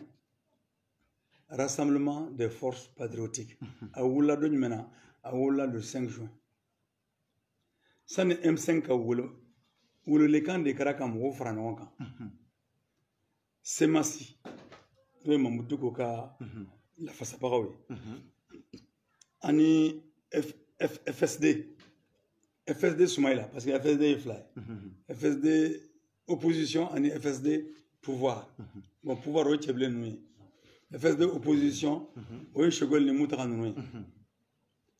Ani MK oui Moussa Senko ni Cheikh Mar Sissoko ani Clément nous. Oui le regroupement. Bon le regroupement ça va de où le Kambla malien bela djelema kanga ñongo soro place de l'indépendance là ko kata ibeka Talibali, demandé. On a un mouvement démocratique et populaire. Au mouvement démocratique et populaire, il y a un lancement qui est novembre 2019, ça va fla 2019. Ça va fla en étant 2019. 2019. En novembre là. Au Konana, on y a ira. On y a MKT. O y'a sɔrɔ FSD de tun bɛ yen ani CEMASI. Bon o y'a sɔrɔ fana u ma mɔgɔ wele parce que an bɛ 2019 de kɔnɔ. Donc o 2019 kɔnɔna na an ye welewele kan de bila bɛɛ lajɛlen ma. An ko k'a fɔ ko an bɛ se ka kow don ɲɔgɔn na tugun k'u ka IBK ka fanga dɛmɛ walasa jamana ka na kɛ tan. An ko IBK ka fanga tɛmɛn'o bɛɛ lajɛlen kan a tɛ se ka dɛmɛ dɛmɛcogo foyi t'a la. An y'o sɛbɛn a sɛbɛn b'i bolo bɛ yen. A sɛbɛn bɛ yen n tun ko k'u kana n'a ye. Mais hakili ma tɛmɛ parti siège fɛ n bɛ tila k'a sɛbɛn di alayibokum ma aw fɛn fɛn bɛ yan a b'a kɛ a copie a appel di aw bɛɛ ma o kɛra kalo tile 29 novembre kalo tile 29 donc o papier nana min kɛ an y'o a fɔ ko a tɛ se ka bɛn dɛmɛcogo t'a la an tila ka na fɔ jamana mɔgɔ fɛn fɛn bɛ gilikajɔ la tan an ka siraw man ɲi chemin de fer ko yikoma ko surasiw bɛ ka sa débouché an ka bɛɛ ka fara ɲɔgɔn kan an ka kɛlɛ bɛɛ fara ɲɔgɔn kan syndicat y'u ka grève kɛ bɛɛ y'i ta kɛ mais a si tɛ ka sira sɔrɔ donc a tɛ ka sira sɔrɔ aw tɛna dabila jamana bɛna ci cɛ kelen fɛ an ka fara ɲɔgɔn kan sisan an ka taga bɔda yira la anw de y'o lancé kalo tile 29 2019 bon an y'o kumakan fɔ min kɛ ni jɔkulu saba nana fara ɲɔgɔn kan parce que an ko k'an bɛ démocratie min nɔfɛ dɛ min ka bon ni kɔrɔlen ye an bɛ min na nin ye tan dɛ nin tɛ démocratie tugun koyi nin ye nafolotigiw ka fɛn de ye an bolo ko démocratie an ko sisan an bɛ démocratie min nɔfɛ faso jama ka démocratie faso jama hami ka kɛ fanga ka hami ye faso ka taabolo ka kɛ o tuma u bɛ démocratie populaire min fɔ u bɛ 4ème république de fɔ an y'o de fɔ a donna sigalama maintenant sisan an ko ni nin saba ye fara ɲɔgɔn kan juin kalo la yarɔ novembre ni juin ka jan dɛ bon juin kalo la ni ninnu saba ye fara ɲɔgɔn kan ka bɛɛ lajɛlen wele ka na kɛnɛ kan u m'an wele dɛ u m'an tɔgɔla wele u kɔni saba ye ɲɔgɔn ye ka fara ɲɔgɔn kan ka sɔrɔ ka nin welewele kɛ an ko bɔ faso ko don n'u y'a fɔ ko mɔgɔ u m'a fɔ ko mɔgɔ kana na fo ko bɛɛ ka na bon kumakan kelen min b'u da kɔnɔ an y'o fɔ ko ka fo ka tɛmɛ o kan n'o y'i bɛ ka walan bila ye fo ka tɛmɛ o kan an y'o min fɔ parce que an ka weleweleda la an ye sema mɔgɔw wele k'u kana ka fara an kan an ye donsow wele an ye fulaw ka tɔnw wele an ye dɔgɔnɔw ka tɔnw wele an ye armée sɔrɔsiw wele an ka fara ka ɲɔgɔn jeli bɔn kan an busa ɲɔgɔn jeli la dɔ kɛra ten sa an ka fara ɲɔgɔn kan an ka dɔn ka fɔ nin bɛɛ lajɛlen sera ma min na o ye fanga ye ni mɔgɔ nana ka na an y'o bɛɛ de fɔ ni mɔgɔ wɛrɛ nana ka na fɔ a ye na an b'a fɛ ka i bɛ ka gɛn an y'an senfa ka na kɛ an y'an senfa ka na an nan'o la min kɛ u y'o de yɛlɛmana mɔgɔ minnu ye weleli da u nana kɔnɔ kɛ ko rassemblement des forces patriotiques mouvement du 5 juin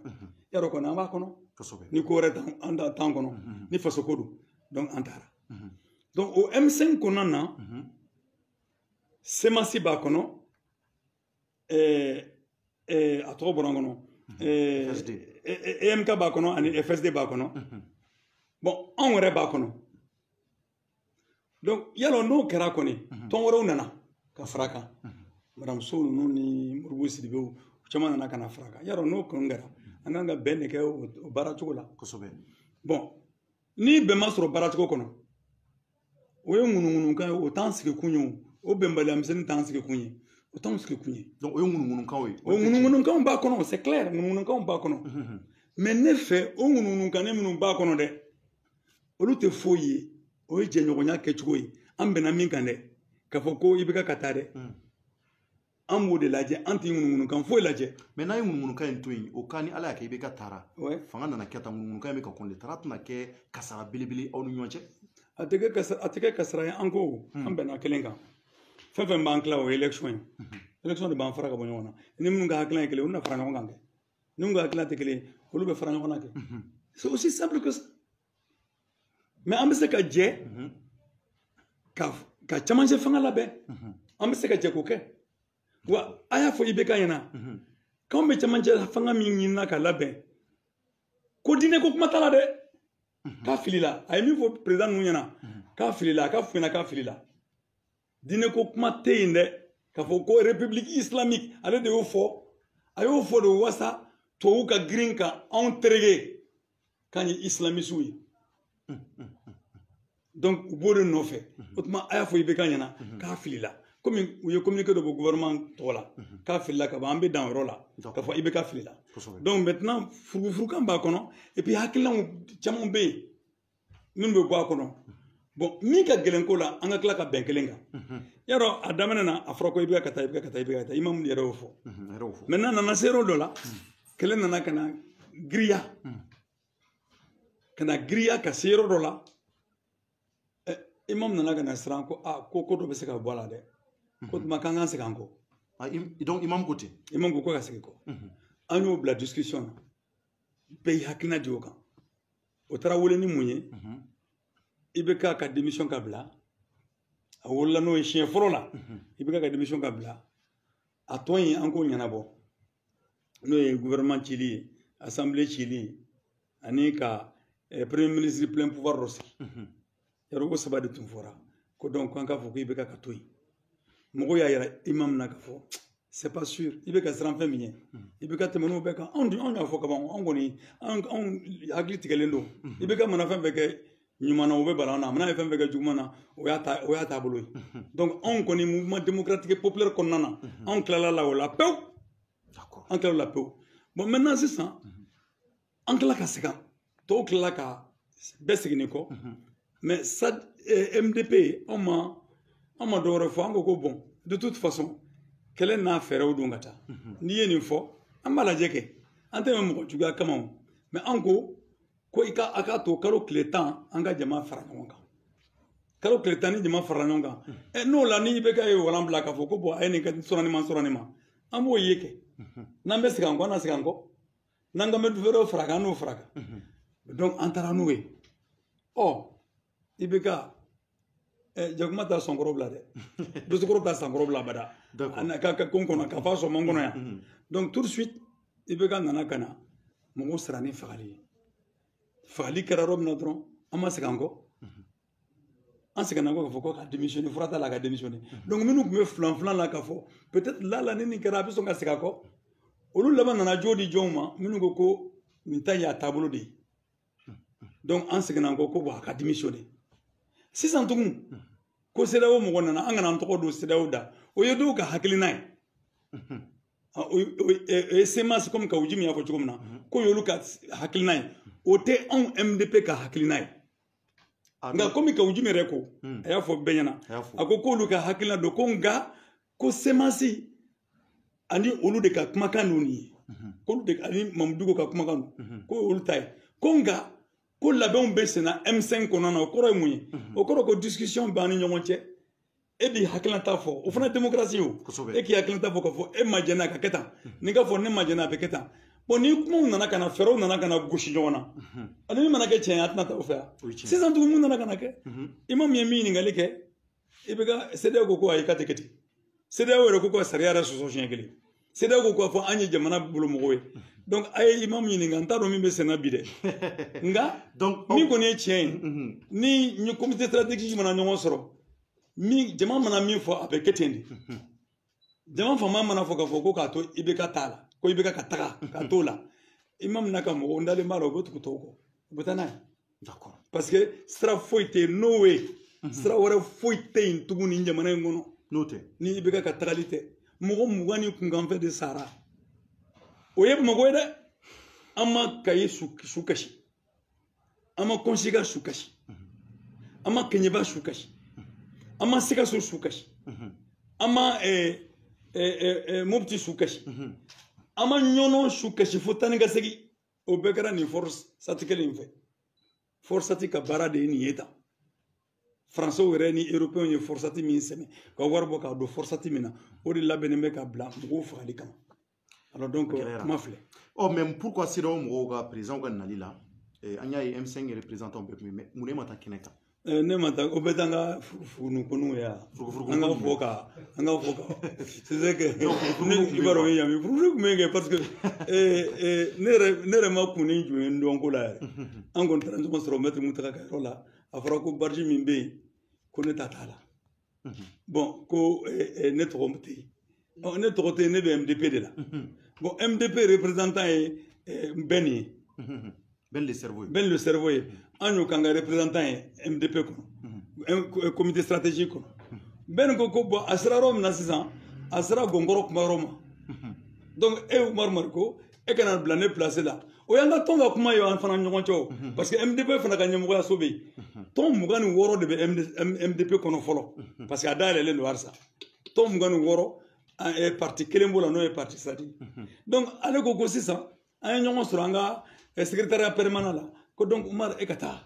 ni e ka rôle je toy bon ne taro yoro la ni to ko ne tokote ko ne bo kesma samaliya ko ne tokote bon ne tokote ne mata bon mais min kera problème MDP mata o MDP mata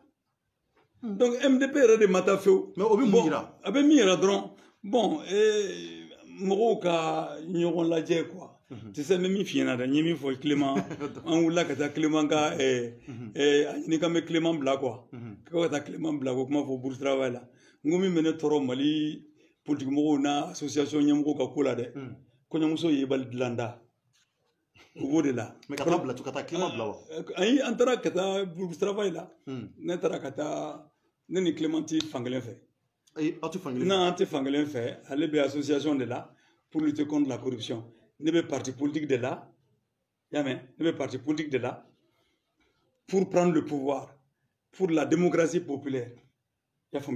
Donc, on a la défense, la société civile n'est parti. Mais fin d'obéir, nous sommes là, nous sommes là, démocratie kɔnɔna na i k'i hakilina fɔ i k'i taabolo yira ni dankaro la tuma tuma ne hakili bɛ sin ka jigin mars 91 suw la ten donc n'o kɛra mɔgɔ mɔgɔ ye sa a kɛra mɔgɔ sugu sugu ye ne bɛ wuli k'i dɛmɛ parce que an ye kɛlɛ de kɛ ko mɔgɔ si kana bali k'i ka hakilina fɔ jamana kunko la ko ka gɛlɛya don a la ka faamuya donc o la ne taara o kɛnɛ de kan sa n y'a fɔ n ko min bɛ ne tɔɔrɔ n'an bɛɛ fara ɲɔgɔn kan tuma tuma k'an bɛna kɛlɛ kɛ a bɛ kɛ ko kɔɲɔmuso ye bali dilan da sogo ma faga fɔlɔ bɛɛ bɛ jɔyɔrɔnin ɲini na donc o tɛ se ka kɛlɛ diya n'an ma nin dɔw fɔ tan fana ka nin fiɲɛ ci an tɛ se ka nin bɛɛ dabiri koyi n'an y'a dabiri a cɛ man ɲi mais ne ye min kuma kelen min fɔ ni n b'a kan ne ye hɔrɔnkan de di n ka mɛ M5 la mɔgɔ si ka kekuyanin tɛ ne bɔ a la mɔgɔ si ka janga woloki tɛ ne bɔ a la o tɛ ne bɔ a la donc o tun bɛ fɛn k'e bɔ a la mɔgɔ si non b'a fɔ k'u bɛ k'an bɔ a la n bɛ ka kuma de fɔ kuma ɲɛbila de don ko nata de bila mɔgɔ ka misɛgɛ tɛ ne bɔ a la mɔgɔ ka jɔyɔrɔ ɲini ko ni fɛngɛ ko tɛ ne bɔ a la jamanadenw ɲɛ bɛ bɛɛ la jamanadenw bɛ bɛɛ dɔn bɛɛ jamu b'i kɔ bɛɛ tɔgɔ b'i kɔ o bɛ ne bɔ mais an sigira kun min kama mɔgɔ si ne tɛna kɛ foyi sababu ye min b'o kun bali n'o ye Ibrahim Boubacar Keïta ka tagali foyi tɛna kɛ ne la ko bɛ digi ne la ko bɛ kɛ sababu ye ko ne ka kɛ sababu dɔ ye ko k'o baara tiɲɛ o tɛ kɛ o n'a ka di ye n'a ka d'u ye a kun ka fɔ dɔrɔn Umaru tɛ taa koyi pa i tɛ taa walayi n tɛ se ka sɔn o ma dɛ mais n tun bɛ sɔn o ma ka tɛmɛ ni yɛrɛ ka taa n'aw ka tagali bɛ se ka to IBK bɛ bɔ yen Ala k'a sabati parce que jamana ko de don bi an ka jamana de bɛ ka taa woyo fɛ anw denw ma kalan anw denw tɛ kalan na anw bɛ se k'an sigi k'o lajɛ don o don sanga dɔ bɛ tiɲɛ an ye olu ta caman bɛ yen u t'a kalama o sɔrɔsi su min bɛ kofɔ ne ɲɛna don o don sɔrɔsi min bɛ ne bolo fɔrɔn na a ka ca don o don min bɛ kɛ tan nin bɛ kɛ tan nin bɛ kɛ tan fo n b'a fɔ a dɔ la vraiment an ye to ten tɛ sa heure bɛɛ 1 heure 2 heures 3 heures du matin hali minnu bɛ parti wɛrɛw la u bɛ ne wele tuma bɛɛ n ko jam aw bɛ parti la ɲɛmɔgɔ b'u la aw bɛ tɔn kɔnɔ ɲɛmɔgɔ b'u la a tɛ n to yen ten sa sango ni élection yɛrɛ sera n t'aw ye tiɲɛ yɛrɛ la d'accord donc docteur an sera kɔrɔfɔ banyɔrɔ yanni n ka kɔrɔfɔ laban di ma dɔw delila ka kuma dɔ fɔ n bɛna o yir'i bi tari ni e tun kɛra wasaden ye kɔlɔnjɛba tɔgɔ la e tun filɛ ka nin fɛn fɛn kɛ e tun b'a kɛ wa ne yɛrɛ kunɲugu bɛ n yɛrɛ minɛ o nin cogo in na tan ne ɲugun tun bɛ yɛrɛ minɛ e ɲugun tun bɛ yɛrɛ minɛ cogo di walayi ne ɲugun tun bɛ yɛrɛ minɛ ka da assemblée sigi cogo in kan e tun bɛ démissionner wa ne tun bɛ taa e tun bɛ taa ne tun bɛ taa kɔlɔnbakaw yɛrɛ tun bɛ sɔn o ma kɔlɔnbakaw yɛrɛ tun bɛ sɔn o ma ni n y'a ye ka kini kɛ ka firifirili kɛ a tɛ ka sira sɔrɔ ne tun bɛ marché ninnu fɛ ne tun bɛ marché u fɛ ni o laban kɛra ko ka démission n bɛ démission rendu ne ye démission rendu ko la min tɛ nin ye o ko jumɛn u ye dɔ fara an ka députéya kan ne ma bɔ wa an y'a discussion k'an ni ɲɔgɔn cɛ assemblée kɔnɔ CTSP la comité de transition pour le salut du peuple mun ne tun b'a la a ye n tɔgɔ la ne ye man yɛrɛ don a la fana a ye bureau coordination ye ne don a la an tila tuguni ka taa comité directeur fara ɲɔgɔn kan u ko n ka don a la n sɔrɔla ka taa n place ta n'aw ye CTSP sɛbɛn fɔlɔ ta ka liste kɛ ka na bɛɛ tɔgɔ bɛ sɛbɛn a bɛna se AM place la a bɛna se ne place la a bɛ fɔ ko AM n tɔgɔ t'a la mɔgɔ wɛrɛ tɔgɔ t'a la an bɛnna ka tuma min na ne sɔrɔla ka na sabu ka ne ye mɔgɔ caman ye manamanakan fɔ o la ne bɛ yɛlɛ u ma de quoi manamanafɛnw kan cayara jamana in kɔnɔ quoi donc ne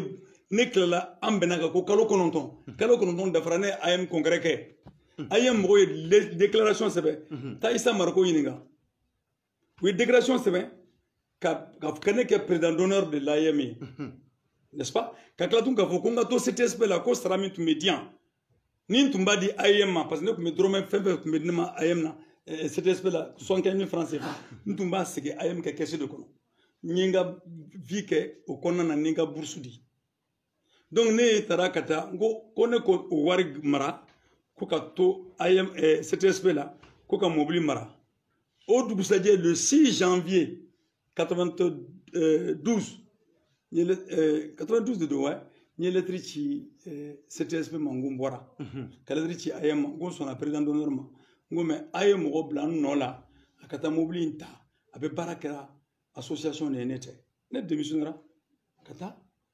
donc ni ne kun donna nin député bulon in kɔnɔ nin cogo la walayi ala bɛ n fɛ ala bɛ ne fɛ parce que a ɲɔgɔn kumasuli assemblement do jamana in kɔnɔ mɔgɔw ɲugun bɛ ɲɔgɔn na yɛrɛ hali assemblée yɛrɛ kɔnɔ u ɲugun bɛ ɲɔgɔn na donc ni ne tun donna ni assemblée kumasuli assemblée in kɔnɔ n tun bɛ bɔ ka marche aw fɛ ni mɔgɔ min tun bɛ marche n tun bɛ bɔ ka marche aw fɛ n'a tigɛra a ka tɛ tugu mouvement min tun bɛ wuli ka jɔ la tan n'o ye consigne min jan an b'a kɛ n'o ye démission b'o la n bɛ taa kɔlɔba fara ɲɔgɔn kan fɔ an ka nin ko in dabila ne ka taa a sira fɛ. D'accord o faamuyara docteur Umaru Mariko maintenant maliyɛnw ɲɛ b'i la Mali kɔnɔ ani Mali kɔ kan Actuel Media sanfɛla la ani ka fara Gandi maliyɛn kan ani ka fara Kati 24 ani Ouverture Media bɔlɔlɔ sanfɛ donc bɛɛ tulo b'i la bi i bɛ se ka mun fɔ kɔrɔfɔ laban na ka ɲɛsin maliyɛn cɛ ni muso ma CEDEAO mɔgɔw ka laɲini na a kana taa laban. Voilà kɔrɔfɔ laban n bɛna min fɔ sisan parce que maliyɛn mɔgɔw bɛ ka min fɔ sa yarɔ ne ye kuma min fɔ tan nin kuma in n t'a fɔla ka nɔgɔ to a la a bɛ n kɔnɔ cogo min na n b'a fɔ ten n'i ye mɔgɔw ye ne kuma tuguni ko nin tɛ fanga fɛ k'a tɛ président fɛ parce que mɔgɔ tɛ se ka farafinna président kɛlɛ ka tila ka faransi kɛlɛ k'i bɛ kɛ fanga ye k'i bɛ fanga ɲini n bɛ fanga fɛ a jɛlen i bɛ président fɛ fana n bɛ président fɛ n bɛ maliyɛnw de ka président fɛ n tɛ mɔgɔ bolokɔrɔmɔgɔya ka président fɛ i y'a faamuya donc o de y'a to n y'a fɔ bɛɛ y'a mɛn Mali télévision nationale la n ko ni ne ka président dɛnnen bɛ France la ala kana nɔgɔya n ye ala diɲɛ fagalara kan ala kana nɔgɔya n ye ka da mun kan ka da kan mɔgɔ bolokɔnɔmɔgɔya présidenya o ye kumasuli badabada de ye anw ma b'o la an k'an b'an sen da mɔgɔ min sen da yɔrɔ o ye miniti 2 ni sanga 30 de kɛ k'a fɔ ko faransi ka armée cɛ ka bɔ yan joli Modibo Keyita ka tila ka na fɔ maliyɛn jeli tɛ bɔ ne ka fanga nɔfɛ dɛ a ka garde corps de y'a fɔ ɲɛna ne ma nin ta liburu kalan dɛ a ka garde corps n'a ka chauffeur Lafiyabugu o tun bɛ yen de fɛ Sinayogo voilà Amadu Sinayogo merci beaucoup a y'a fɔ ɲɛna Modibo ko wolokɛ min nana fɔ a ɲɛna ko ko sɔrɔsiw bɛ ɲɛfɛ k'u b'a fɛ k'i minɛ a ko n'u ko u kan da k'an kantigɛ a ye n to bolo k'an kantigɛ u bɛ ne de nɔfɛ maliyɛn jeli tɛna bɔ ne ka fanga nɔfɛ Modibo Keyita y'o fɔ peut-être ne tun t'a kɛ ten dɛ ne b'o fana fɔ k'o jɛya dɛ ne tun t'a kɛ ten dɛ ni ne yɛrɛ ye nin ka wɔlɔkɛ min kan ka dɔ wɛrɛ kɛ min t'o ye parce que président ka baara tɛ yen tugun mɔgɔ dama tɛ se ka t'i jɔ kungo kɔnɔ ka président kɔnɔ i ka tila k'a fɔ ko ni e sɔnna ko jeli tɛ bɔ o fanga nɔfɛ mais jeli min bɔra ale ka fanga kɔfɛ a ka ca bi dɛ mais mabaya taamasiyɛn dɔ de fana don a ye n kantigɛ Modibo y'o fɔ donc anw tɛ se k'a fɔ k'an b'an sen da o sendayɔrɔ la ka tila tugun ka Mali belebele an ɲɛ bɛ Mali ta cogo min na ka hɔrɔn Mali y'i pan bolo cogo min na k'a fɔ k'o de bɛ nin kumasiyɛn ou bien k'i kun biri Faransi ye walima k'i kun biri an ka kɛrɛfɛ jamana ye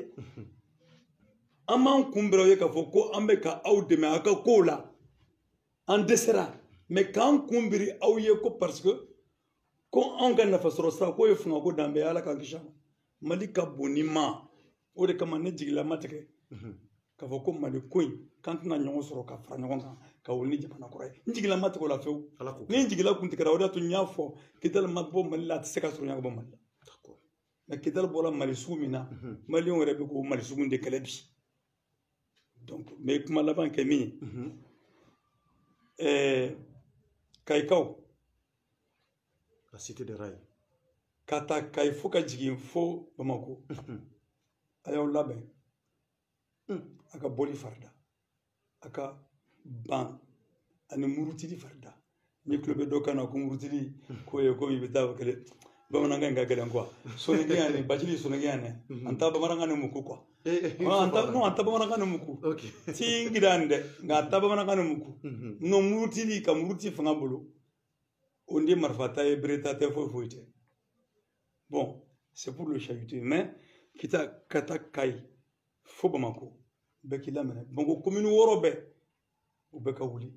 Kayikaw kun madara dɔɔnin ka wuli Bafulakaw ye ci bila ma k'a fɔ k'olu ye M5 dɔ sigi Bafulabe n ko tare a ɲɛna u k'u labɛn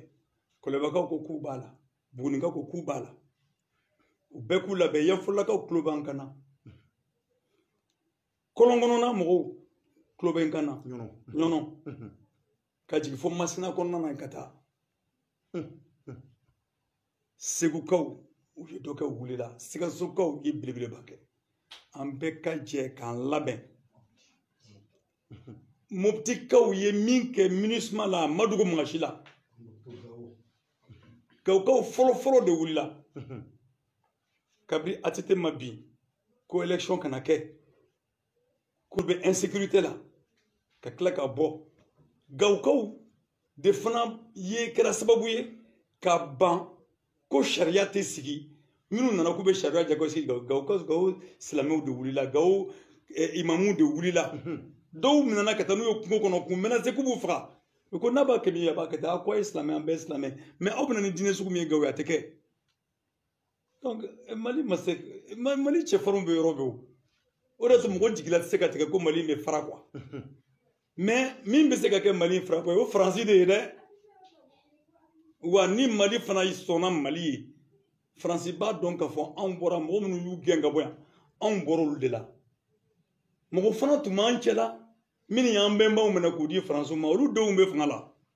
olu kɔrɔladenw bɛ fanga la n'o tɛ Mali yɛrɛ olu tɛ se ka nin baara sugu ninnu kɛ cogo si la Faransi oui Faransi oui Faransi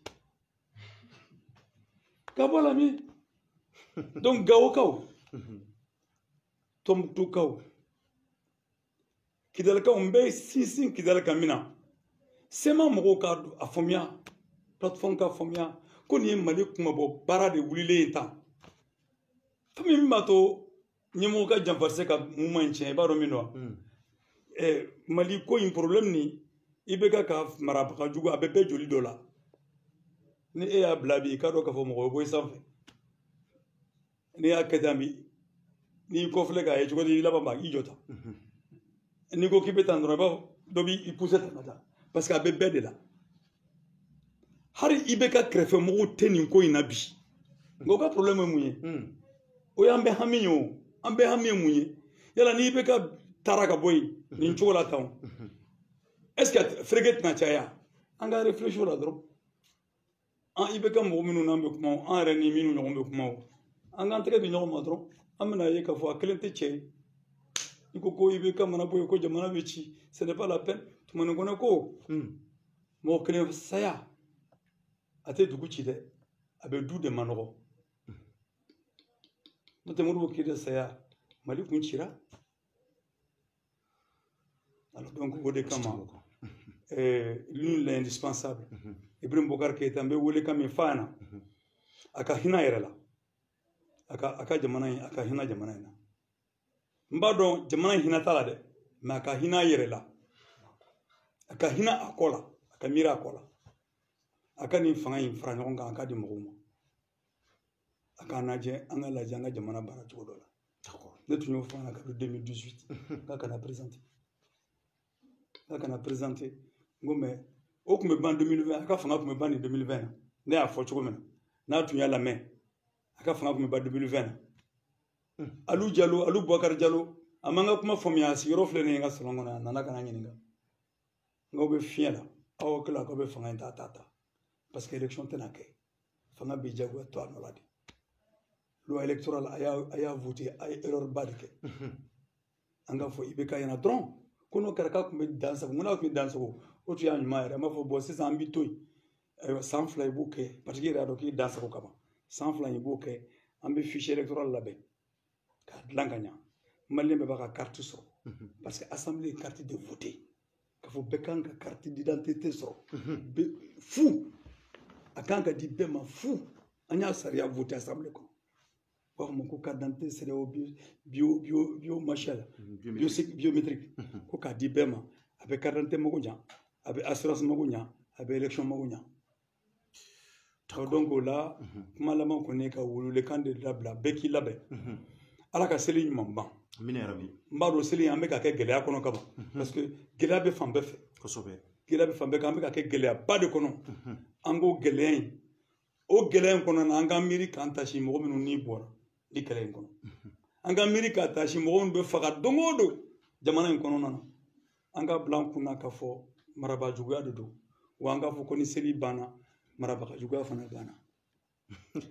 D'accord. Merci beaucoup Umar Mariko. An b'i fo k'i waleɲuman dɔn nin waati in na Mali kɔnɔ ani Mali kɔ kan k'a fɔ jamanaden kelen kelenna bɛɛ ye an kun nalen don Umar Mariko kɔrɔfɔ tun b'a bolo ka ɲɛsin jamanadenw ma maa minnu welen bɛ o kɛnɛ kan an y'o de fɔ aw ye Gandi maliyɛn ni ale ye Magma Gandi maliyɛn n'o ye Mamadu Sidibe ye ale tun bɛ kɛnɛ kɔnɔ ka se k'a ka information ka bila bɔlɔlɔ sanfɛla la mun b'a to jamanadenw ka se k'a ye o kɔfɛ Actuel Media n'o ye Raskebe a n'a ka jamakulu ye olu fana nana ka bila u ka bɔlɔlɔ sanfɛla la o kɔfɛ Amadu Cɛba n'a ka maaw u fana tun bɛ yan u y'u ka seko n'u damayira kɛ k'a yira aw fana na en temps réel pour que a ka se ka faamuyali caman sɔrɔ Dr Umar Mariko a ka nin kɔrɔfɔ ninnu na maliyɛnw o kɔfɛ Ouverture Media cɛdenw Cɔrɔnɔnjɛ n'a ka cɛdenw fana anw fana nana ka se k'an coko kow kɔnɔ mun b'a to kuma minnu n'a bɛna bɔ docteur da kɔnɔ aw fana ka se k'a mɛn hakili la maliyɛnw a ye faamuyali caman sɔrɔ nin na an bɛ dugawu kɛ jamana in hali bi Ala k'a taa ɲɛ Ala k'a bɔ dingɛ kɔnɔ jamana in bɛ se ka taa ɲɛ sira o sira kan Ala ka u latigɛ merci à toutes et à tous Ala ka dugu ɲuman jɛ au revoir. Merci.